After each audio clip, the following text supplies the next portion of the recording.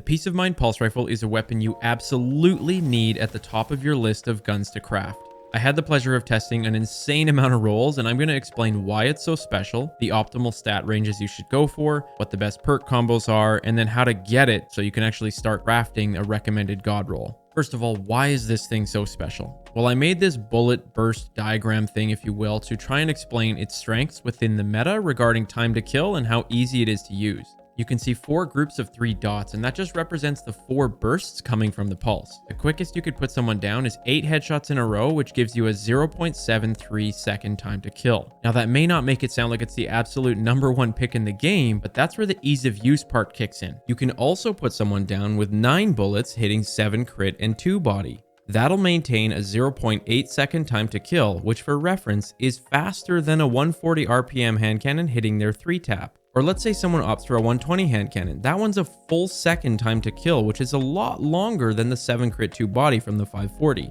If I wanted to just straight up match that 1 second time to kill, I can actually go as low as 5 crit 5 body. I would just need to hit 10 out of the 12 bullets in that 4 burst situation, and only half of them need to be headshots. Now, the final reason why I said this thing is special is when you compare it to its other competitors, the other 540 pulses. Let's look at the 4 major pillars that I'm going to be going through: range, stability, recoil direction, and handling. Before this weapon came out, here's how I'd probably toss the winners in each category. I'd go with the Kinetic 140 Time Worn Spire for the range bucket because of all of the zoom options. For stability, I'd probably go with Time Worn again with Iron Grip, or maybe Darkest Before, thanks to the fact that it has Elemental Capacitor on Void. Regarding recoil direction, I would have probably went with Darkest Before and Grid Skipper, thanks to their base stats and the barrel options. And then finally, with handling, you'd probably go with Darkest Before as well, thanks to its perks. I know Jurassic Green exists, but Bungie tried to make that a bit of a catch-all stats-wise, so it didn't really peak in any of them. And as you can see, Darkest Before was probably the winner in the energy slot prior to the Peace of Mind coming out. So where would this new one fit in? Well, that's why it's so special, because it can literally take over the best in class for nearly every category. It has the highest base zoom of 19, which lets it contest with the Time Worn in the range category. It's got Elemental Capacitor, which lets it hang with Time Worn and Darkest in the stability category. One of the highest base recoil directions, along with barrel options to improve that for that category. And then the fact that it has perpetual motion in one column and Elemental Capacitor in the other column really allows it to compete for that handling bucket. Seriously, Bungie really nailed it with this pulse rifle. So let me get into what optimal stat values you should go for. Regarding range, I want to quickly clear up 2 common misconceptions.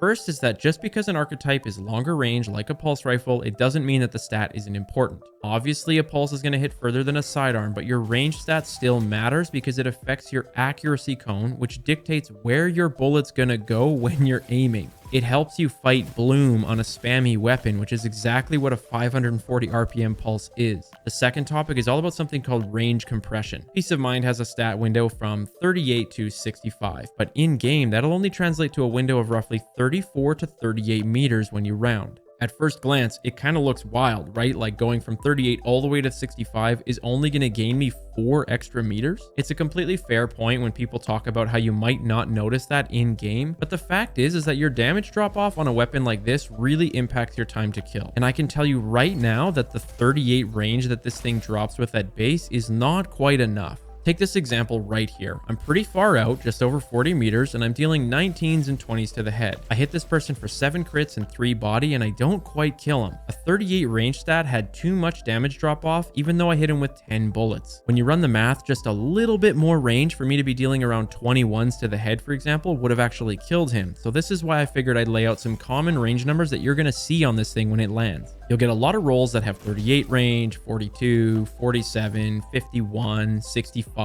I recommend between 42 and 51. My point with this is that you need one thing to help you get a little bit of extra range, whether it's a barrel, a masterwork, or the mag. Just go for something and you will notice a difference, but don't worry about going over 51 because at that point, you're doing fine and there are other stats that are way more worth investing. This brings me to stability and recoil direction, which I'm going to talk about at the same time because they kind of go hand in hand. Stability does a number of things. First and foremost, it'll reduce your screen shake. This is super important for you to be able to even see your target because at the end of the day, if you can't stay on target, then nothing matters. I'd say it's especially important on controllers, which experience more and amplified at lower FOVs, especially on those older consoles. If that's not enough, the second thing it does is help your aim assist. See, if you look at the aim assist stat on a weapon, it looks like it's just this constant value, but that's not actually how it works. It's a cone that comes out from your gun, and the more you spam your shots, which again, 540s are spammy, the more that cone will actually shrink and be less effective. So I try to always tell people, like, think of that aim assist stat on the weapon as sort of like the starting point or size of your aim assist cone, and then stability is the stat that helps maintain it while you're spamming. Finally, this stat tightens the bullet spread in your burst. Look at the difference here on screen from a really high stability burst to a low stability burst side by side. Now, I said this goes hand in hand with recoil direction, so let me quickly explain that. The first thing that the recoil direction stat does is dictate the direction of your bullets, like whether it's going to push to the left or to the right. The second thing that stat does is dictate how much in that direction. For example, this 58 recoil direction from Ivan goes to the right quite a bit. But now if we look at a 68 recoil direction, it's actually going to push to the left. That's because recoil follows this crazy Christmas tree looking design. If you want to learn more, I've included a video down below with way more explanation. But all I want you to take note of for today is the fact that the number 68 lands on the left side of the picture, meaning it's going to push to the left. And when you look at this side by side, you can kind of tell that it pushes left a little bit less than the other one pushes to the right. The reason I wanted to talk about these together is because a really good recoil direction stat can actually make up for pretty poor stability. And then on the flip side, a really good stability stat can totally make up for poor recoil direction. This is an example of nearly 80 stability on that crap 58 recoil version from before. You can see it's a lot better than the original. Now then I really started scratching my head, like what if I had to choose one over the other? And I think that's where the playtime with in-game PvP is what matters most and why I wanted to take my time before uploading this video. I used so many different roles on people's accounts through the Discord, which I'm forever grateful for, by the way, like all of you guys who lend me your roles. It's what really helps me make these fine-tuning decisions like this. And I can confidently say with enough time in PvP on it now that stability seems to help more than recoil direction. Not only does it fix the screen shake and aim assist decay, but it also kind of pseudo corrects the recoil because of the fact that it's tightening the bullets. It's like, imagine a force that's sort of pulling against the direction of the recoil because it's constantly trying to keep your spread tight.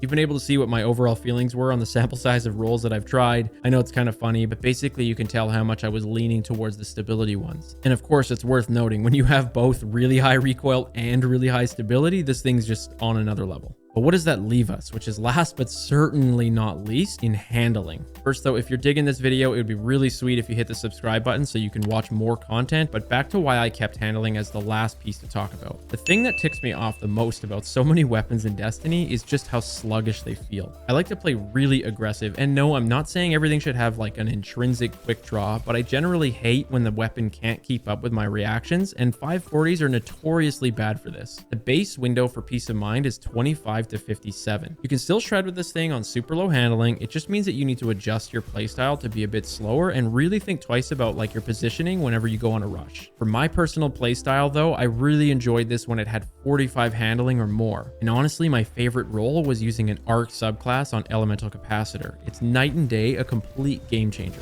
So I guess if I had to make like a TLDR thing for stat packages, I'd probably say one form of a range boost, whether it's barrel mag or masterwork. Second would be to push into stability and handling as much as possible for your other options, and then just choose your recoil based on how much stability you have, like whether you run a counterbalance mod or run with Icarus grip. Now you're going to see what I end up recommending to craft at the end of the video, but I did want to talk about a few perk combos and I'll be fairly quick about it. Normally I'll go through each of them one by one in each column, but today I'm actually just going to toss up a quick picture rating how I feel about them individually. That way you can screenshot it and reference it later if you want, but the secret sauce is really in the combos. My personal favorite is perpetual motion with elemental capacitor. And I must say, I think ECAP is king, but perpetual motion complements it so well because I can play on any subclass I want thanks to perpetual motion sort of boosting those two really important stats that I like, which is handling and stability. Another combo is overflow and focused fury. In my opinion so far, focused fury really isn't as great as people have made it sound. Like when I go back and review my matches, I don't get it to proc anywhere near as often as I would like, but there were definitely moments where you can get some insane clips with it in sixes under the right circumstances. I think to take advantage of it, you really need to pair it with overflow, and you can end up leading to a clip like this one by Cool Guy himself.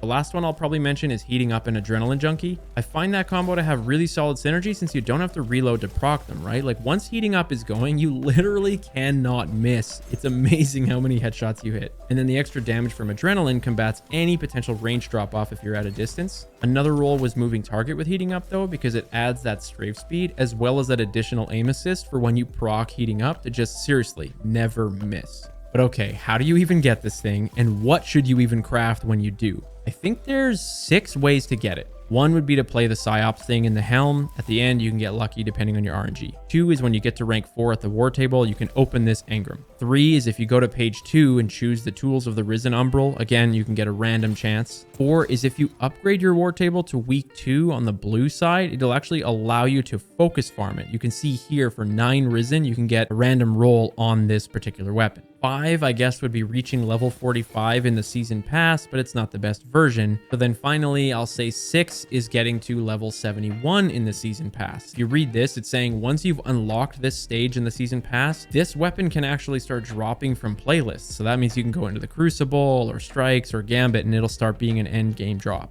Now remember, if you're unsure on how crafting works, I made a video on that too. You need to get lucky and have 5 red square versions of this thing to drop so that you can unlock its pattern. Going to that part in the triumphs can show you where you're at with respect to that, which I guess is a good segue on what the heck you should craft. See, what drives me nuts about crafting so far is that Bungie doesn't let you add multiple options to a column similar to how a random roll works. It's really strange, like you can't craft 2 barrels, only 1, which is annoying for vault space and making decisions on the fly within a match like trials. As much as I'd love for them to change that, I doubt they will. So what I figured is I would actually just toss up a bunch of variations so you can screenshot what I think would be the best for your guidelines towards a god roll. Basically, my recommendation for the subclasses using Elemental Capacitor, in case you main one in particular, I'm highlighting my personal god roll for kind of this ultimate versatility on any subclass. And then I thought I'd make a recommendation for a non-Elemental Capacitor roll, but I still do think ECAP is the way to go. Admittedly, Vorpal is always nice to have for trials if you want to swap to it. But while that's all up, can you do me a favor? If you liked this video or you learned something and you want to see the next one, consider subscribing to the channel. And I'm also trying to up my game on Twitter. If any of you use that app, search me at Castle Content on Twitter. Drop a follow. I'd love to chat with you over there. But without further ado, I'll see you in my next video. Cheers.